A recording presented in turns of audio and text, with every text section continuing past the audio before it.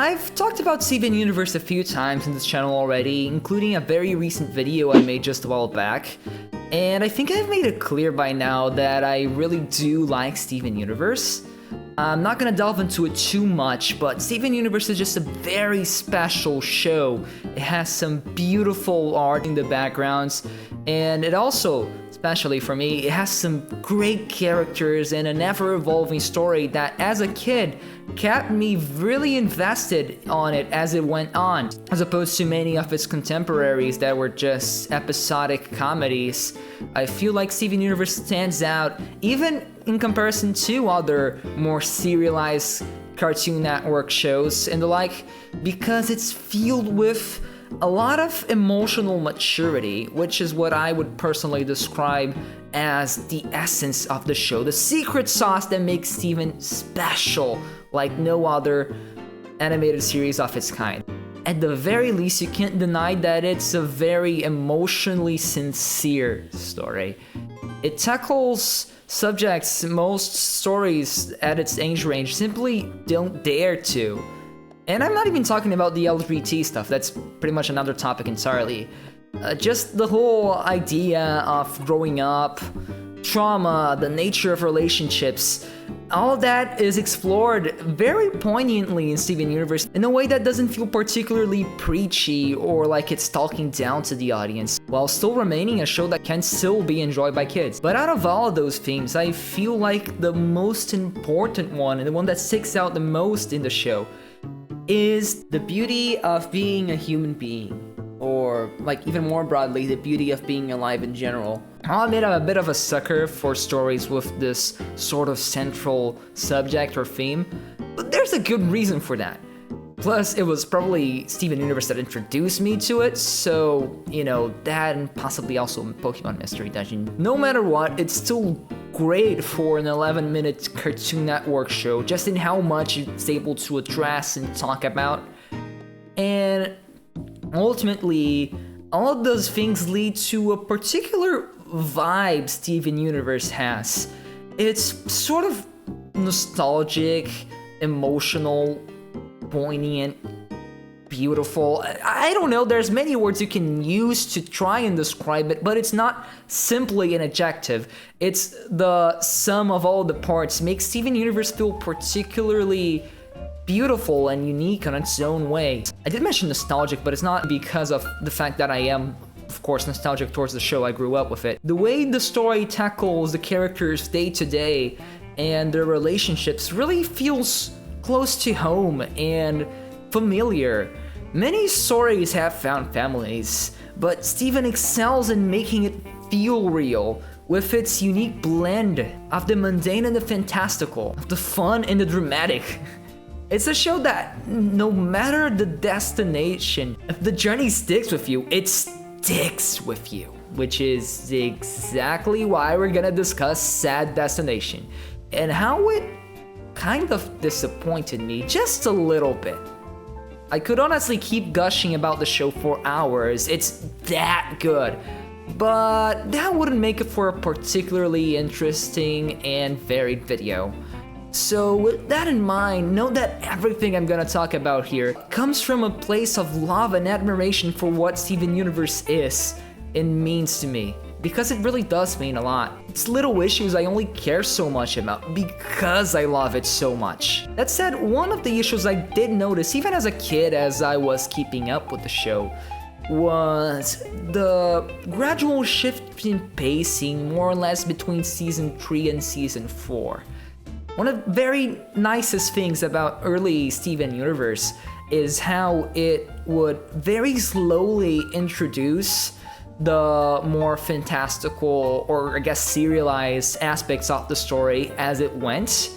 Steven Universe, like many shows of its kind, started off as just a sort of episodic-ish, you know, each episode is a fun little comedy thing that happens, and like it can have lore, there's some background, and eventually some things will happen, but usually each episode could be consumed as its own self-contained little thing, which, you know, can be a good thing and a bad thing, because if you want to get to the interesting story, it can be a bit of a slog, and that's understandable. But something that I believe it hit the sweet spot more or less around season 2, or particularly the very end of season 1, was that balance between story progression and just letting the characters breathe and be themselves. Funny, I've been talking about that a lot lately, yeah? A lot of people talk about how the show peaked at the season 1 finale with the reveal that Garnet is actually a fusion in the fight against Peridot and Jasper. And that was the finale of season 1. That's when the story is supposed to pick up, and a lot of people would argue that's when it spikes in quality. I don't necessarily agree, but I do think that starting around there and then going into seasons 2 and 3 more or less, there's a decent balance in terms of keeping the pace fast enough to keep things interesting, but slow enough to not feel like it's rushed in certain points. I particularly really like the cluster arc and Peridot's slow turnaround into being one of the crystal gems, which felt like a more sincere, slow-paced human version of something like Vegeta's redemption arc in Dragon Ball Z, where we get this alien character who wants to take over, slowly realizing what it means to live on Earth and the beauty in that. Whereas that was way more focused on the action and, you know, the cool aspects of having this rivalry between the characters and whatnot. Steven Universe really takes its time with letting Peridot understand what it actually means to live free as a human, or I guess a gem in her case, but what it means to live on Earth and what's so beautiful and nice about that. It's not an immediate shift, but a very slow burn. My favorite examples of that is when she finds out what rain is, and that's genuinely one of the most beautifully written moments in the entire show, just for how, you know, subtle but meaningful it is. Things we take for granted, how beautiful they can be, and that's more or less what the entirety of Peridot's redemption arc circles around. The introduction of Peridot herself as a villain was also very nicely paced, where she was introduced as this huge new threat that seemed like the biggest concern in the world, and she's like a low-level gem for all things considered. For most of like late season 1, early season 2, she was treated as this huge threat that we should take seriously, and that was already a bit of a nice tonal shift. And alongside her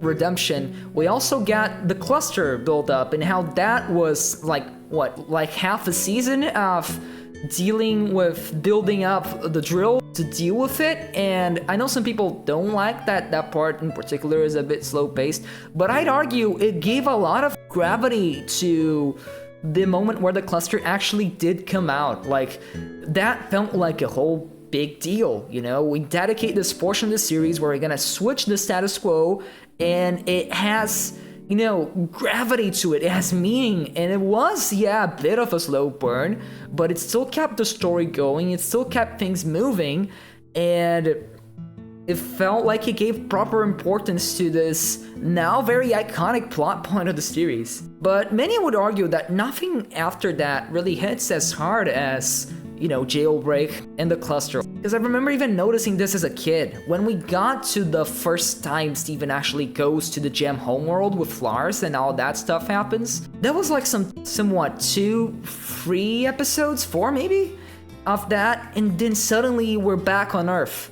It felt oddly rushed. We didn't get to see anything about how Homeworld Society actually worked. We didn't see gems walking around and how that exactly happened. No, we just got a glimpse at the background, and then we met at the, like, you know, the off-colors and all that stuff happened. It was a cool arc, but it felt like they had all this build-up for us to finally see Homeworld, and now we see like 2 diamonds at once. We're here in Homeworld, and like there's no time to understand, there's no time to breathe, it's just sort of happening. Boom, we're back on Earth before you can even realize it. It was sort of disappointing. And I think it might have something to do with the way the show was distributed, you know, the Steven bombs as they call it. While I agree that they're an issue, I don't necessarily see it the same way a lot of people do, where many people had trouble with it because it meant the show basically worked on this format where we would get 5-6 episodes at once and then stay like months without anything new for a really long while. And that's basically how it always went. So we rarely got a steady stream of Steven Universe episodes after maybe season 3. And while I do understand the sentiment because I was there keeping up with it, now that the show's over, I don't feel like this means all that much. Mostly what bothers me is how that potentially affected the show's actual internal pacing and how that stuff went. Since possibly the writers had to write around Bob's format, it meant that we would get like these short bursts of like story arcs that would be 3-4 episodes long, and then that would be intermediated by a batch of towny episodes, and that would be like the cycle. It didn't feel very integrated anymore, and a lot of things had to be brushed off really quickly so we didn't stop in the middle of a story arc during a bomb a lot of the times, it felt. The show was still great overall despite that, but there's something particular that I feel really made it sort of drop the ball, and I think that's the ending. So slowly but surely we crawled into the end of season 5, and like by that point it was even getting a little bit hard to count because yeah, I said slowly but surely, but as I mentioned, the pacing started gradually getting a lot more hasty, so to speak. But through the ups and downs, still there was this one huge buildup, which was a potential battle or confrontation with the Diamonds, who were built up to be pretty much the big bad of the whole series. But right at the end of that, we got the revelation that Rose Quartz, Steven's mom, was actually Pink Diamond, and then she just changed identities and all that happened. And that is a very interesting take and a very interesting twist. Back in the day, it did leave me kind of mixed, but looking back, it is a pretty interesting direction to take the story in, and it makes her a more morally gray, debatable character that's interesting to talk about. But from there to the end, where for whatever reason we don't really have this big confrontation, it's more of like a half episode where they discuss things and stuff is sorted out really quickly. The story just rolls into an ending really quickly in the blink of an eye. And I think a lot of it can be chalked up to Garnet's wedding, or rather the consequences of it, because the wedding itself is really good, not only because it's very well written, it's a nice episode where we got some really good resolutions for Ruby and Sapphire's character arcs, and just a nice chill moment before everything goes absolutely insane for the finale. So it's really good internally, and also it's literally one of the most important scenes in LGBT representation in like literally all of media, so I can't exactly complain about it, but thanks to good old corporate meddling, that just had to be an issue, hadn't it? So basically what happened, as we found out a bit later on, was that the show was basically forced to end in season 5, more or less. We're gonna get to that in a second, because of Garnet's wedding. So basically, Rebecca Sugar and crew, they decided, oh, we're gonna do this and it's gonna be now because we feel now is the right time. So they went for it, but the request from Cartoon Network that came back was like, okay, so you need to finish the show in this season if you want to do that. And that's what they did. They complied and that worked out. But exactly that might be a problem, because from there on, we just roll immediately into the final arc, where we got in the last episode, we got all of the fusions that we hadn't seen yet for the main characters with little to no fanfare. And we got a very fast-paced, rushed conclusion that kind of was a culmination of all these little worries that we're picking up across the show. All the careful build-up that we saw built up in the first seasons, it feels like it was slowly crumbling down, and then in that final bomb, that was when it completely just fell apart. That said, it wasn't really the end, and we knew it wasn't really the end, because they had already announced the Steven Universe movie that would come out a little bit later, and also the ending wasn't announced to be an ending. They didn't say anything, oh, this is the final season, this is the final episode. No, it was just a special. But it still ended up being the end of the major storyline, the conclusion, the much awaited conclusion for the entire story with the Diamonds and Homeworld and all that. Everything that was built up right from the start of season 1, it ended right there at the end of season 5. And I remember getting to the end of it and being like, okay, is it done? It can't be done, right? Like, just like that, it's over? Imagine like an entire season on Homeworld, where they're dealing with all the complications that arise from Steven being technically a diamond and all that. Imagine what kind of stories it could start from there. If they did like a little bit of a, maybe a war arc, or, this big battle. Do a whole ass 7-part finale. Do like Avatar. Avatar did like a 4-part finale. That's a 20-minute show, so like, do that sort of runtime for this and we can start talking. Instead, he just sort of ended it on a special with little to no announcement that it would be the end of the storyline. And I'm not even saying Steven has to kill the diamonds.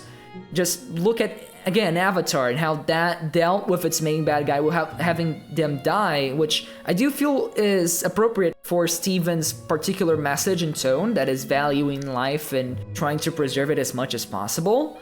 So I don't think Steven should have killed diamonds, even though that's a whole discussion that can also be made, and I know a lot of people going off of that exceptionally rushed ending did feel like their redemption was a little bit too much when they were basically framed as dictators throughout most of the show. In universe, if you really take into consideration what happened here, it makes sense. Steven is not actually forgiving a bunch of genocidal maniacs. It's more complicated than that. For one, he doesn't really like the diamonds. Even by the end, this was a diplomatic decision first and foremost. And second off, you could argue that a lot of what they did without awareness of the gravity of what they were doing. So it's a whole discussion. I'm not here to talk if Steven is an apologist or not. I don't think that's the case. But I do think the rush nature of its ending kind of led to that idea, partially because it wasn't that well explored. Look at Peridot again and how her redemption arc took place over like pretty much a whole season, and it was slow and gradual and meaningful. And meanwhile, they deal with White Diamond in like literally a single episode. We find her and then she's dealt with, and that's it. That's how they solve it. There's no fight, there's no climax. Closest thing you can call it a climax here is that beautifully animated segment where Steven proves definitively that he's not Rose. And it is a beautiful scene, but it doesn't make up for what it felt like they were building up for pretty much the entire show. The idea that the diamonds are an enemy that needs to be dealt with, and that'll probably roll down into something really interesting and really dramatic and really emotional, like most other action adventure shows of its kind would do in an ending. It doesn't feel like a lot of the things are resolved neatly, like you can safely say goodbye to them and be like, okay, yeah, it's done, this is the end of the show. It raises questions in the sense that not necessarily the story is confusing, but that it feels like it's not supposed to be done. Which makes sense because right after we did get that movie, and the movie comes with a time skip, and the story picks up from after the show ends off. And it was a great story. I don't want to delve too much in the movie, or else we would be for another extra hour. But it was a great story, and it was a moment I even talked to a friend about it back when we watched it, that through its more emotional, character-driven story, it felt like a lot of the soul that sort of felt missing by the end of Steven Universe came back in that movie in full force. And from that, the future looked promising. And speaking of future, they announced Steven Universe Future, which would be the sequel show that would take place after the movie even. And that was exciting. Steven Universe always had a little bit of an anime influence, so taking a note from, Dragon Ball Z or Naruto Shippuden or other time skip shows like that would be really cool and really interesting. But it really wasn't going for that. The internal reason for Steven Universe Future existing was that the movie existed, and since the movie existed, they needed a show to promote the movie, so last minute they allowed for one more season just so they had something to promote with the movie. So it ends up being more of an epilogue than a proper conclusion or continuation for the main story. And it's great as that. The emotional breakdown we see Steven go through throughout Steven Universe Future is very realistic and insightful. It's a great representation of what it feels like to be crushed by expectations as you're growing up, and a lot of other stuff I probably don't have the expertise to talk about. But as a character analysis, it is pretty damn good. It's that character emotional conclusion I felt was lacking from the base series ending. But this new ending lacks that narrative climax I was looking for that was sort of supposed to happen back in the end of season 5. Steven Universe Future's big epic climax is just literally a big hug. A big family group hug, which works great if you look at it from the perspective of, okay, this is the solution to Steven's trauma and him starting to realize how to grow and stuff. Like, yeah, that's all done perfectly. But that isn't a substitute for that ideal ending had in my head of like having a big conclusion to the whole space opera aspect to the story. That was supposed to happen in the end of season 5, but it was so rushed it barely felt like it was there. In Future, while doing a better ending overall, it still lacks that. There's still no version of the end of the series that really fills that empty hole, I guess, for that ideal ending that never really happened. Intentionally or not, because I think it was sort of a writing decision to leave a bit of loose ends, so that represents the fact that Steven will not be able to solve everyone's problems. There were still loose ends and characters that still remained a threat even after the show was done. When it ended, I'm ignoring all the tears that were rolling through my eyes as that final episode went down. I was still sort of left a little bit confused, empty, like, okay, there's no more story to tell here, there's no more narrative, this is it. It's definitely the better ending for leading into the show's strengths as, you know, this more emotionally mature type of story. But remember how I mentioned how the narrative is also a strong point of the show, or at least used to be. It's still very much good, but by the end, I feel like it was sort of underwhelming. It's easy to think of an alternate reality where they had more time to flesh out the final portions of the story, where the confrontations with the diamonds had a little bit more gravity driving them. So they were, yeah, legit, for a lack of a better word, I feel like that first ending could have been a lot more epic. Where's the big battle? Where's the epic conclusion? Why are you throwing all these reveals at me with little to no time to, you know, actually process them and deal with them? But I'm sure the creators have thought about the same reality too. They're good writers and they have created a very good show. I guess one way to put it is that both endings sort of cancel each other out in a way. Season 5's ending was written with the awareness that there would be a movie and an extra epilogue season coming after it, so it isn't this big series-wide conclusion on top of just being kind of rushed narratively in general. And Future's ending was written with the fact that it's just an epilogue in mind. Future's ending would have been perfect if it wasn't for the fact that Season 5's ending felt lacking. And Season 5's ending, in a vacuum, is also a pretty darn good episode. It just happens to be carrying the weight of an entire story on its back with just 45 minutes to finish it off. And again, we go back to the Garnet wedding situation. You can't cry over spilled milk, but it was a choice. One that's at the very least interesting to think about. But what it means is that the story itself internally doesn't really have one definitive satisfactory ending. While the ending in Future might be good for the characters and made me feel sad and emotional just like an ending should, that story that I was keeping up with as a kid, that never really paid off. Never felt like the confrontation with the diamonds or visiting Homeworld had the same impact that it could have had, or that it had in my mind as I was, you know, imagining it as a kid, expecting it to eventually come in the future. And it split the fan base, because again, I feel like that ending is partially the reason why people think Steven is overly non-violent. I don't think it's a character thing, I think it's a pacing thing. I think if anything, it's not Steven's characterization that was done wrong. It was the diamonds who were maybe a little bit not threatening enough, or at least their situation was resolved too quickly. It makes sense in universe and in character. It's just a lot all at once. And that, I feel like, split the watcher base, where now it's impossible to talk about Steven Universe without anyone mentioning that meme where Steven is just crying, not able to confront his enemies without having to spare them.